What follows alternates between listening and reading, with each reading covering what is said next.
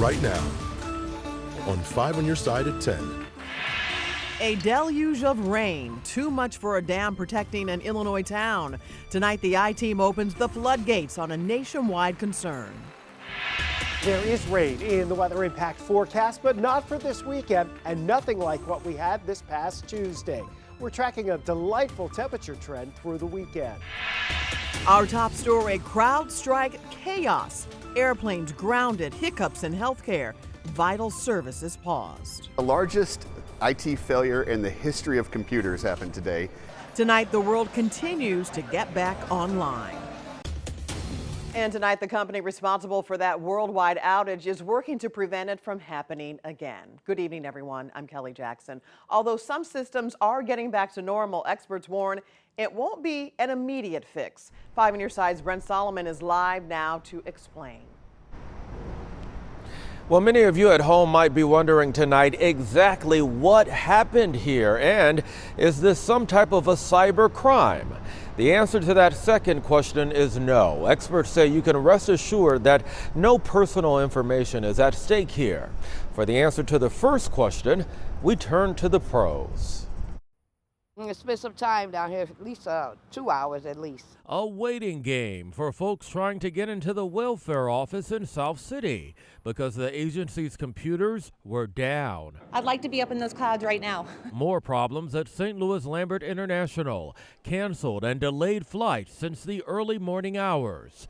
And folks heading to the Social Security office arrived only to find it's closed. In a way, pay my rent 'cause I have to prove that I get this stuff, you know. More issues at healthcare establishments like SSM Health and BJC Healthcare, all impacted by a worldwide computer outage. BJC advising of long wait times as a result. And that failure then got into Windows operating systems over what they're estimating is 1 billion computers. George Rosenthal works with the cybersecurity firm ThrottleNet in Sunset Hills. He says the outage happened after a company called CrowdStrike performed a software update and then pushed a bad file to all of its customers worldwide. This was completely human error and a human mistake. It's definitely going to be a long time before this gets fixed because every device has to be touched by a person. So you're talking about millions and millions, possibly billions of devices that have to be touched. So this is going to be days, if not weeks, to recover from this. And since companies are working to get back on track, let's say you have a doctor's appointment or an upcoming flight, check in advance to make sure it wasn't canceled. By the way, you can catch that full interview with that cyber expert you just heard from when you go to KSDK.com. Just click on As Seen on TV. Live downtown, Brent Solomon. Back to you. Thanks, Brent. Tonight, the CEO of CrowdStrike is apologizing to all those affected by today's outage. He says the company is focused on getting customers back up and running. We're not going to relent until we get every customer back to where they were, and we continue to protect them and keep the bad guys out of their systems. CrowdStrike is an American cybersecurity firm based in Austin, Texas, providing protection to a majority of Fortune 500 companies. Their anti-cyber attack software is integrated directly into the Microsoft Windows operating system, meaning it's in a wide variety of devices across the globe, including the operating systems that run flight controls for major airlines, hospitals, and banking systems.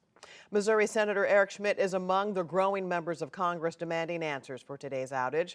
The Republican sent a letter to the Department of Defense asking for a briefing, saying this should, quote, serve as a warning signal regarding the United States' vulnerability to hostile forces.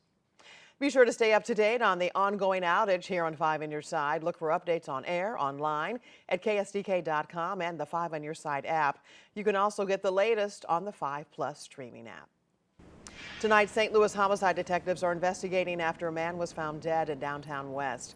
He was found around 6:30 tonight near the City View Apartments in the area of 15th and Olive. No word on any suspects or a motive. And St. Louis police are investigating a shooting in North City they say may have stemmed from a road rage incident. The shooting happened around 2 hours ago near Warren and Alice Avenues. That's on the south side of O'Fallon Park. A 43-year-old man was shot and injured. A 39-year-old man was taken into custody. One person is dead after a head-on crash in North County that also seriously injured 3 others, including 2 children. It happened just before 3 this morning on Lewis and Clark Boulevard near the Missouri Veterans Home. 49-year-old Cherish Wright was killed. The other driver who hit her car and 2 12-year-old girls were taken to the hospital with serious injuries. Tonight, 2 people, including a child, are recovering after a crash that closed down Illinois Route 3 for several hours this afternoon in St. Clair County. A car and semi crashed in Brooklyn near Canal Street and the McKinley Bridge. New tonight, 5 on your side's Annie Kroll talked to those who live and drive in the area. And Annie, they call that a dangerous stretch of road. They absolutely do, Kelly. The child and adult were airlifted from that scene. While we're still waiting to learn more about the extent of the injuries, people we spoke with say these sort of gruesome crashes have been taking place for years. Looked like the car it went around this dead man curve. They call it dead man curve. Maddie Roby has lived in Brooklyn for 29 years. Seeing the crash on Route 3 near Canal Street Friday afternoon, she says it's been an extremely problematic spot in the past, though this one may have been one of the worst she remembers. I just pray that whoever involved in it, all of them, they'd be all right. Because this is really sad. Brooklyn Fire Protection District and Brooklyn Police responded to a crash involving a car and semi-truck in St. Clair County around 2:30 Friday afternoon. Officers telling us 2 helicopters swooped in to transport a child and an adult to a nearby hospital. For them to have 2 helicopters, the accident was really bad. I think it was really bad. A commercial truck driver who did not want to go on camera said that he'd been at work since 4 a.m. and this was the fastest way home. He was forced to turn around like everyone else. Though driver Marvin Strode said it was worth it to wait even an hour rather than going around to try to make his way home. See, gas don't went up. They don't went up on that gas. I got number of patience. I got more patience. I got money. So I'll wait. Strode has lived in Washington Park for about 40 years, echoing the dangers of this popular road. A man and his daughters on the motorcycle, they got killed coming around this curve. And some girls going out to a party that night for the birthday party, they got killed here too. Each one got killed on each side of the street. Illinois State Police are handling this investigation. They did not release any additional information regarding the crash or the severity of the child and adult's injuries. We will keep you updated on air and online at ksdk.com as the investigation continues. Kelly? All right, Annie. A St. Louis judge is temporarily halting the city's Guaranteed Basic Income program. The program is currently being challenged in the courts. It uses funds from the American Rescue Plan to provide $500 monthly payments to 400 families. The mayor says the city will abide by the ruling. A reprieve tonight for 3 St. Charles County libraries facing closure amid financial challenges. The library board has decided to keep the Maclay, Kisker, and Deer Run branches open. The move comes after community backlash. Tonight, we're looking into the aftermath of a dam breach in Nashville, Illinois, that caused widespread damage and forced residents to evacuate earlier this week. The I-Team obtained 911 calls showing the urgency of the situation. 5 on your side's Paula Vassan explains what happened and found pressing issues behind aging infrastructure. 911, what's the address of your emergency? Urgent calls. I'm just scared. Swept through parts of Illinois Tuesday morning. The water is over the highway. After flooding at the Nashville City Reservoir Dam. I'm a semi-truck driver. I'm stuck sideways in a hole. It was a shock. Justine Hari lives 2 houses away from the evacuation zone. Alone with her 2 young children, she saw this outside her window, the water inching closer. Thankfully, we live up on a hill and we were just south of it, so we were okay. In the span of hours, Nashville, Illinois was hit with about 6 inches of rain. It caused water to flood the city's nearly 90-year-old dam. Hundreds of homes were evacuated. There's an emergency feature called a fuse plug that experts say likely minimized the impact.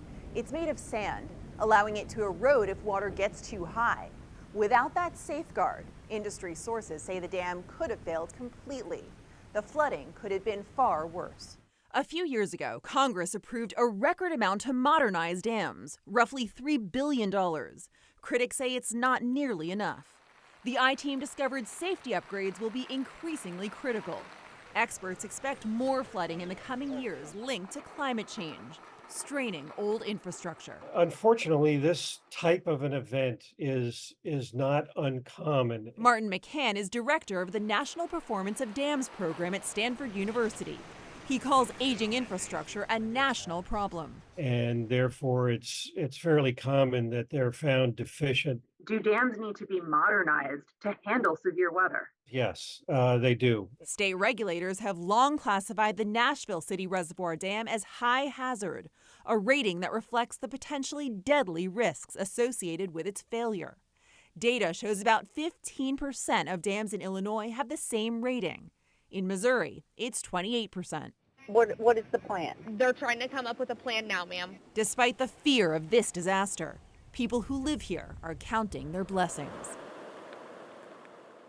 Thankfully, there were no injuries following the incident at Nashville's dam. Industry sources say the flooding reflects the severe threat posed by Mother Nature and the struggle of our aging infrastructure to keep up. For the I-Team, Paula Vasan, 5 on your side. If you have a tip for Paula, she'd like to hear from you. Just leave a voice message at 314-444-5231 or email her directly. It's pvasan@ksdk.com. All calls and correspondence will be kept confidential. Democrat divide. The president is not capable of delivering the message in an effective way. He's in this to win this. He can do this. Tonight, a possible change of heart within President Biden's family amid growing calls for him to drop out of the race. 1 week to go until the Paris Games begin. One couple's mission to give the world a French connection. It's actually kind of steamy over in Paris right now, but here at home, not so much so. A pretty nice weekend ahead. Why we're tracking the increasing cloud cover and why we're not expecting to see rain from it.